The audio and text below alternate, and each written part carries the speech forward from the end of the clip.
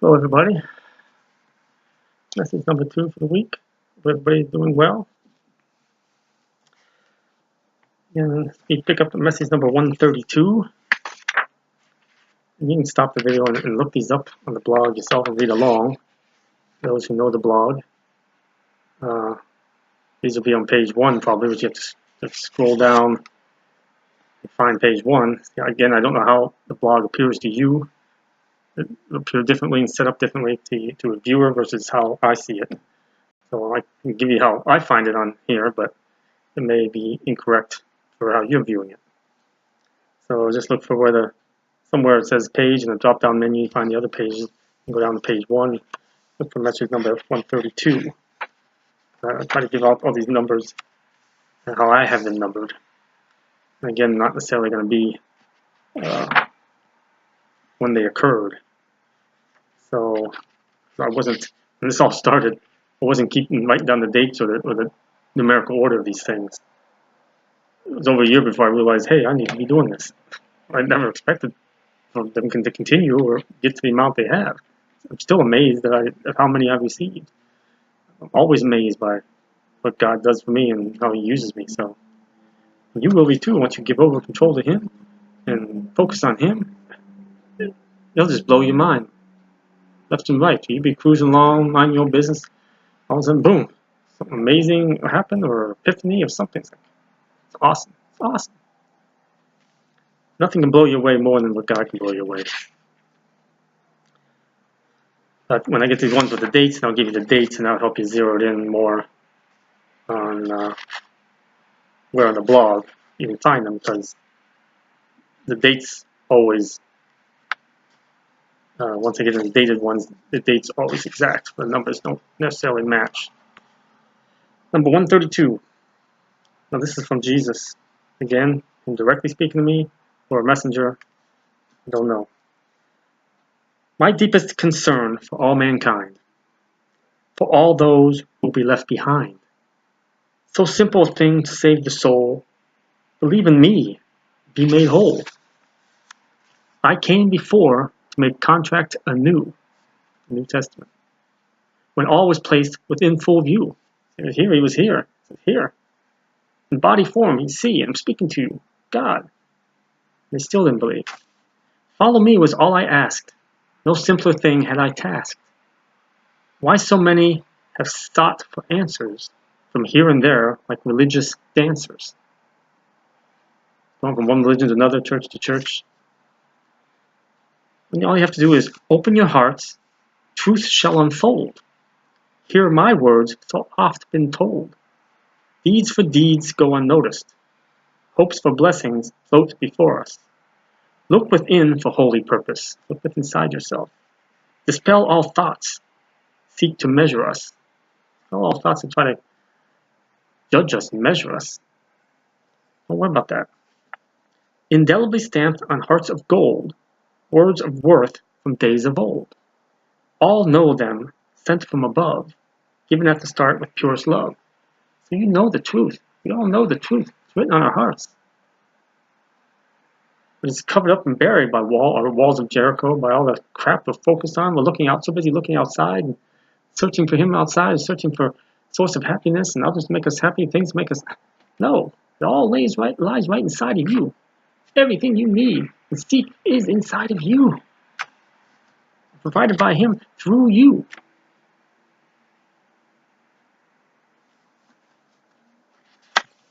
It's like looking for a spring-fed pond to fill up by the rain coming down. It comes off sporadically.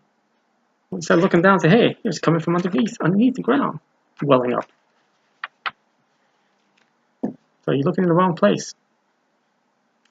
Now, number 33 was a conversation between my spirit and Him. And I get something like that sometimes, and throughout the whole message or part of it, which He answers me. Now, I believe this is God answering me, or a messenger of God, Spirit of God, the Holy Spirit. This first part is me. I looked to the sky from whence He came, searching for that which had no name. Unsurpassed beauty, 'tis what I beheld. Unconscious awakening went unquelled. Why all the suffering, I was compelled to ask? Why mankind must always be put to the task? Why the cruelty to so many undeserving, sweeping the land in a way unswerving? Bells tolling for so many lost. Why must the world pay so high a cost? When will the bleakness ever end? Where is the sun he promised to send? That's my soul asking the questions all or most of us ask. Why this, why that, when is it going? I was no different. Then he answers. 'Tis a surety, 'tis sure. All you ask is true.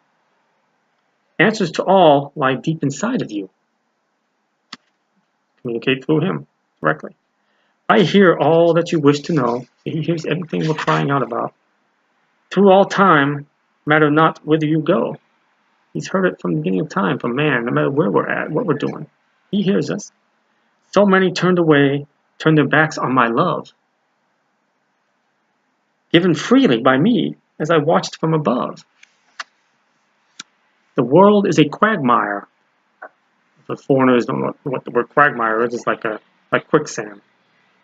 The world is a quagmire into which we're careening, which we're going headlong into. So many wandering with no sense of meaning. How am I to save so many that do not hear? The words fall on many a deaf ear. So simple the messages given to.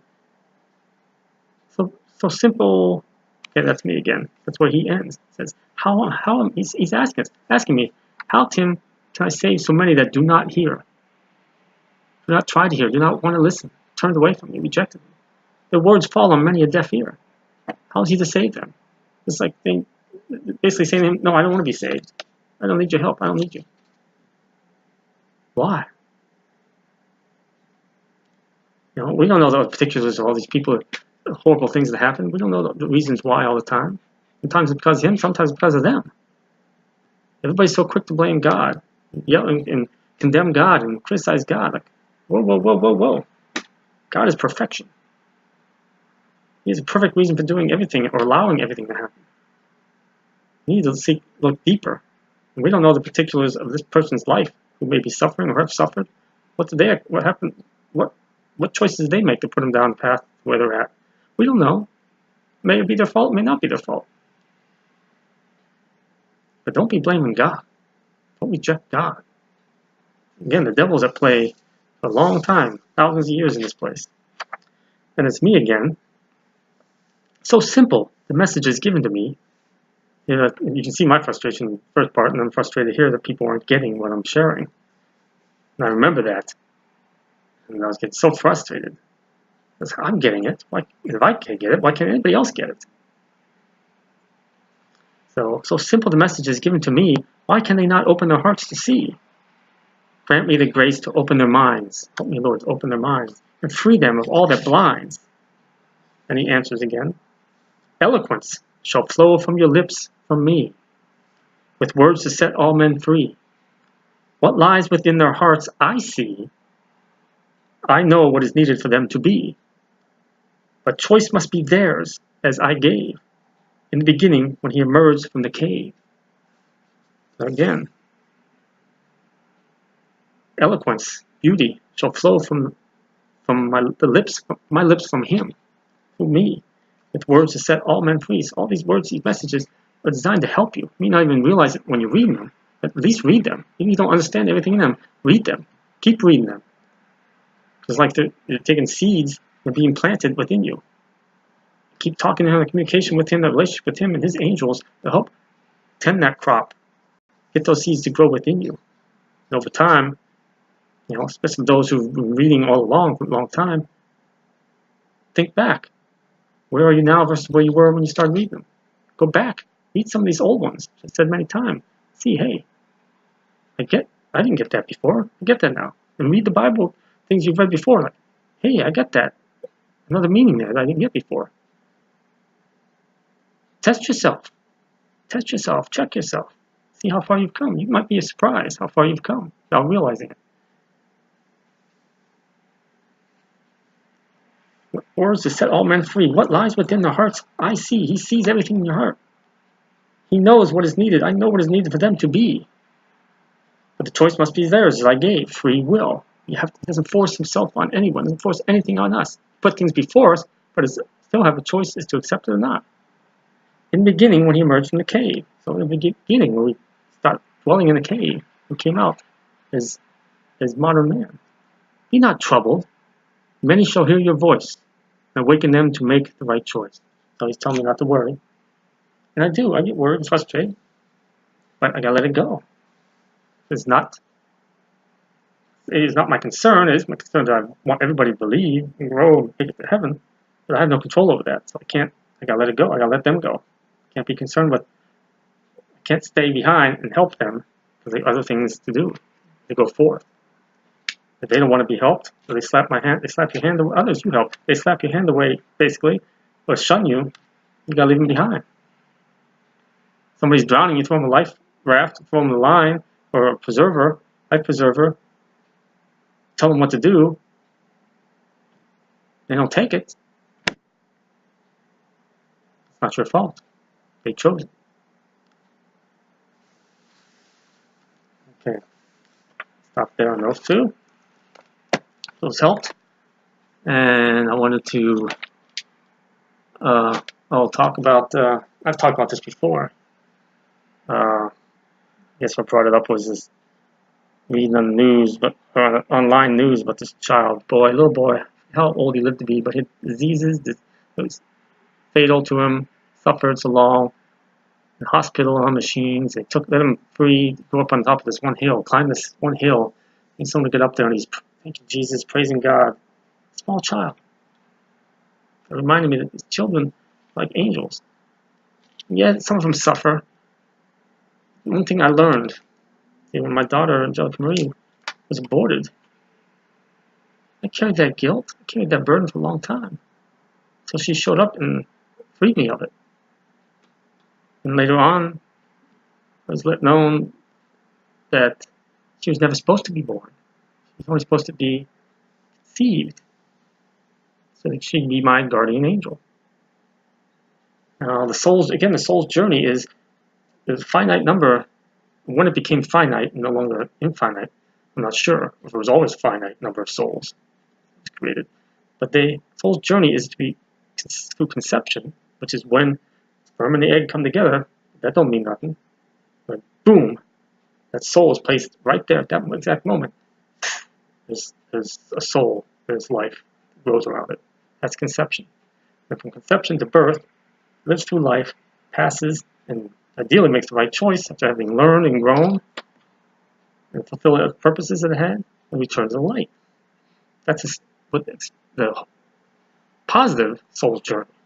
The hard outcomes at the end, if they live through life, is their choice. Now, some souls only meant to be conceived, and they're immediately, as quickly in the first month, miscarried. Some along the way. Either way, when it comes down to it, something leaves or passes, it's because it was at its design time. At conception, even before conception, okay, this one God's like, I want this one to go there. He's only going to be there for this amount of time. Why? God knows why. It's not for us to know all the whys. But you ask and seek, and He may tell you. You're able to understand it. He's not going to tell you. Sometimes He doesn't answer you because He knows you're not going to understand it or believe it. So why does He waste His breath? Because He had that do me. He's had sent people across my path to give them a physical voice to His answer, and they still don't listen to it. Whose fault is that? And they went, oh, God doesn't answer me. Well, guess again, Sherlock. You're not listening.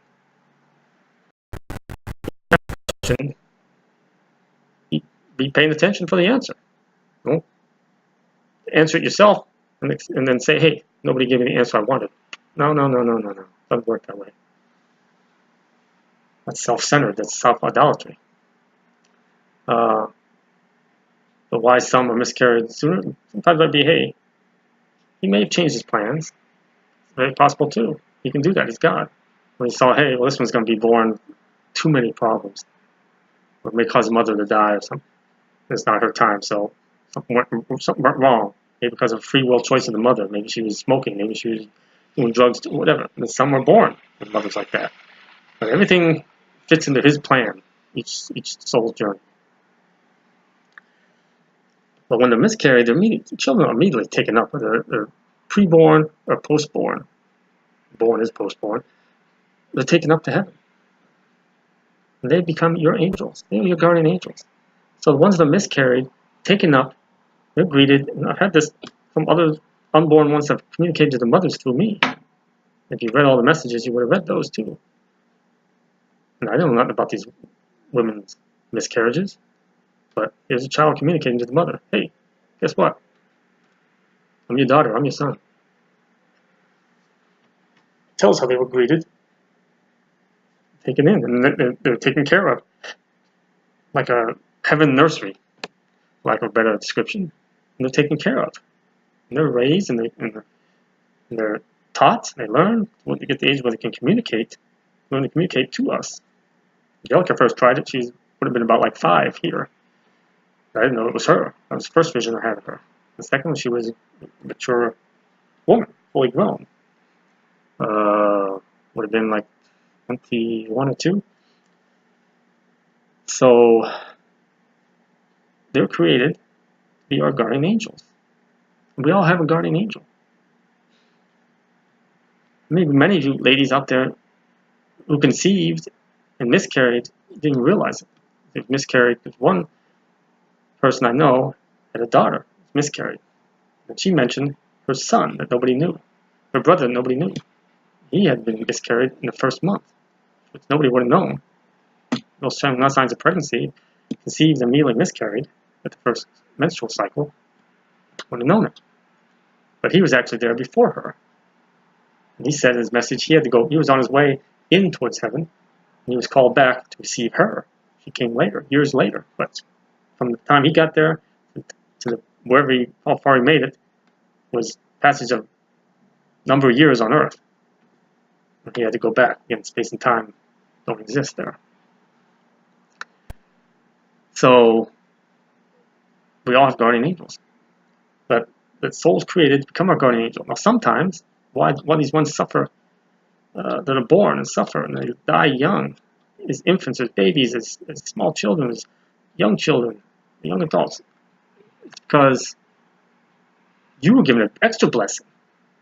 First of all, it was their time again. Everybody leaves when it's their time. God had set forth before they were conceived. But you're given an extra blessing of having known your guardian angel in the flesh as well. How much of a gift is that? I'm not saying all children, everybody born is your guardian angel. No, the ones that are taken in youth. Yes, why? It was their time. He gave you an extra blessing of having them in your life in physical form. Yes, he knew you would suffer. He knows that. That's when you turn to him and ask understanding. And I'm giving you understanding here. Because no matter what happened, what occurred, whether it was disease or they were shot by accident or some other accident, war or whatever, their time was up anyways. They were going to go one way or another.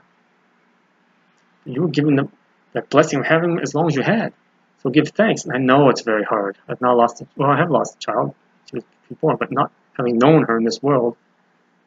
So I can't fully empathize with what a person feels having known their child for years in physical form and lost them. But I'm telling you, grieve for them. Don't hang on to the grief. Let it go. Let it go. Let you experience it, whether it's with sorrow, pain, anger. Let it go. Know that their time was limited here anyways. That they were an extra gift, extra blessing for you to know them in the flesh. Your personal guardian angel. And they are with you. They are around you. Talk to them. Talk to them. Talk to your loved ones, whether they're children or not. Talk to them. I've said this over and over again. When you suddenly think about them, they pop in your mind in the middle of something. That's like them ringing the doorbell. Hey, I'm here. Talk to them. Acknowledge them.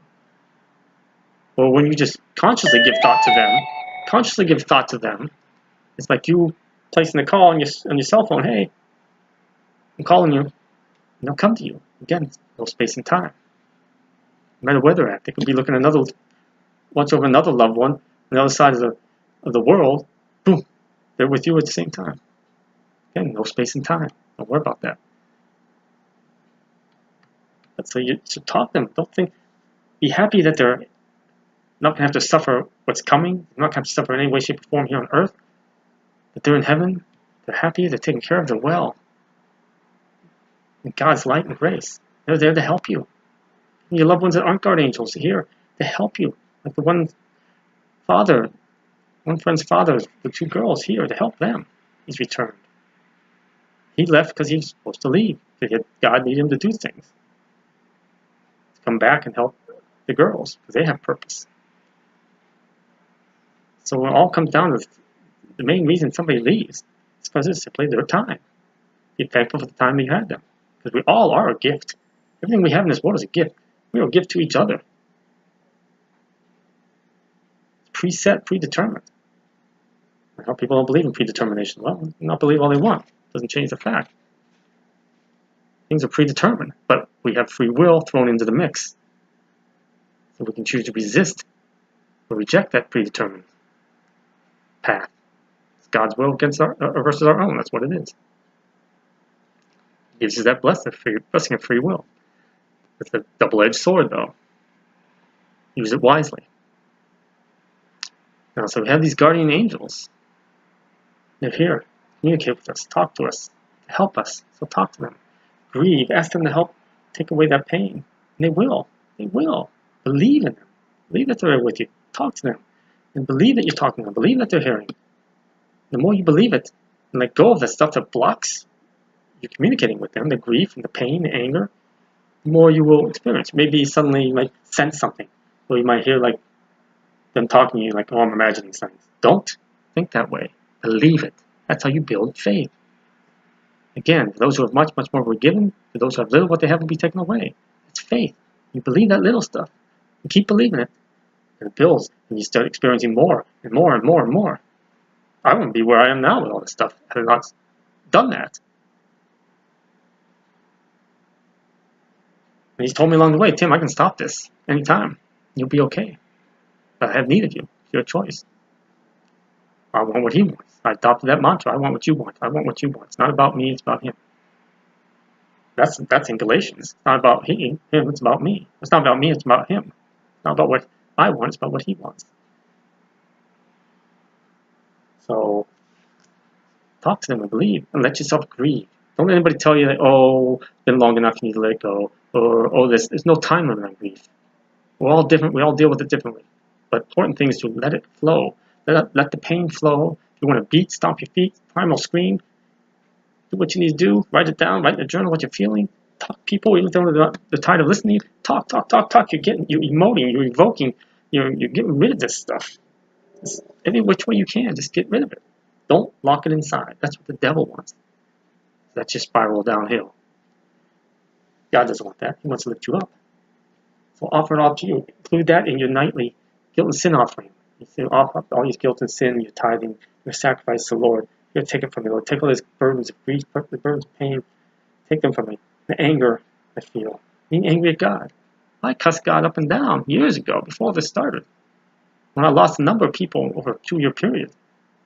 And the last one or two, I just didn't understand. Like, why? Why? I can see this one. I can see that one. But why this one? It's very personal. And I just cussed him up and down. Don't think that's horrible.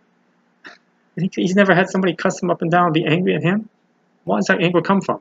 Because we don't understand. So we get angry. I said, know that he's already forgiven you for that. Ask forgiveness anyways. Sorry, Lord. You know, I was hurting. I didn't understand. He knows that. He's created us, first of all. He knows what makes us tick. He's been in this business a long time. So he understands. He loves us. Don't hang on to it. Get rid of it and say, okay, Lord, thank you for that forgiveness. Just help me to understand why. Grant me the discernment as to why this person passed. Why they're taken from me. Again, the main reason for everybody is for their time. Well, why did they have to go this way? Ask them. Why were they in my life at all then? Ask them. Because they were a blessing. But grieve. Let it get out. Let it get out in any form it is. He wants to lift you up. He wants to offer that up to him.